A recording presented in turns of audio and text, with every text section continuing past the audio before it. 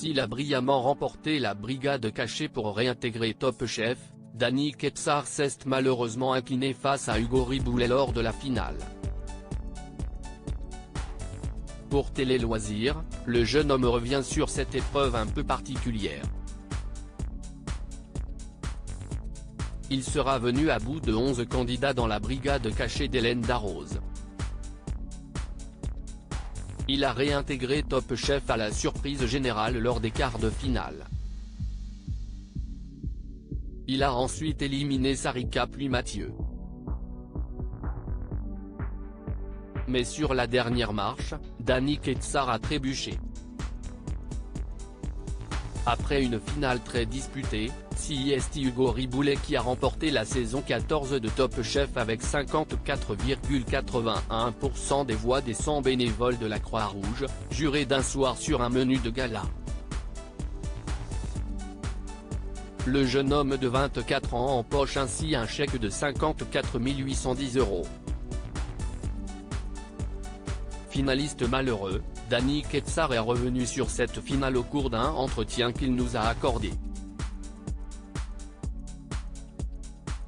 Ça n'a pas gueulé une seule fois, Danny hyper content de sa brigade de finale dans Top Chef 2023 Télé Loisirs. Comment avez-vous vécu cette finale? Danny Ketsar: c'était hyper intense. Ces 10 heures passent tellement vite. Heureusement que j'avais une sacrée équipe que je félicite. Ils se sont donnés autant que si ça avait été leur propre finale. C'était hyper fluide, on a abattu énormément de mise en place en amont. Ça n'a pas gueulé une seule fois. Je ne suis hyper content. Il s'est passé 4 mois entre le dîner de la finale et la cérémonie des couteaux. À quoi avez-vous pensé durant cette période? Au début, je crois qu'on a envie de savoir, mais ça part petit à petit. J'ai eu beaucoup d'opportunités. Entre-temps, je suis passé chef du Bayview. Il y a eu beaucoup de choses à gérer. On passe à la suite, déjà, je crois. Au moment de découvrir les pourcentages, vous déclarez être surpris d'un écart aussi large, alors que Hugo le juge serré. À quel verdict vous attendiez-vous? Comme on n'avait eu que le verdict des chefs et qu'il y avait une égalité parfaite, je m'attendais à un truc de fou. Quand je lis les chiffres, je ne m'en rends pas compte. Ce n'est que maintenant, avec le recul, que je me dis que ce n'est rien. Si est juste le vote de 5 personnes. Sur le moment, je ne sais pas, je pensais que c'était large alors que pas du tout, j'étais complètement à l'ouest. Je ne sais pas quelle folie m'a pris.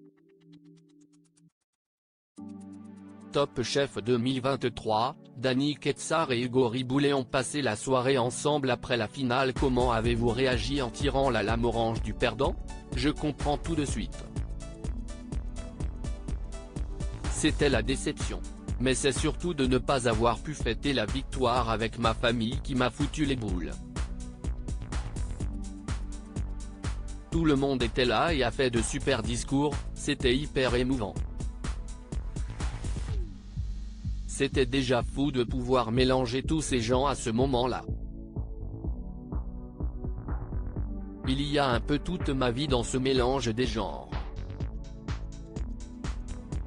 Après le verdict, Hélène Darroze vous dit que vous avez quand même déjà tout gagné. Oui.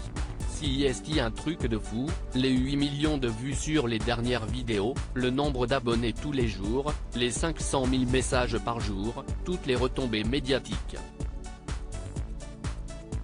Si est une super victoire.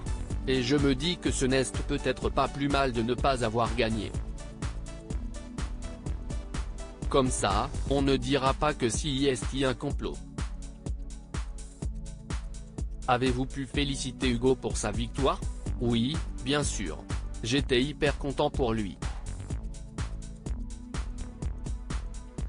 Le soir, on est sortis tous ensemble avec nos familles et nos proches, ainsi que nos chefs Michel Roth et Laurent Petit.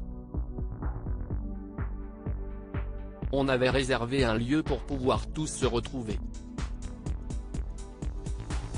C'était trop cool.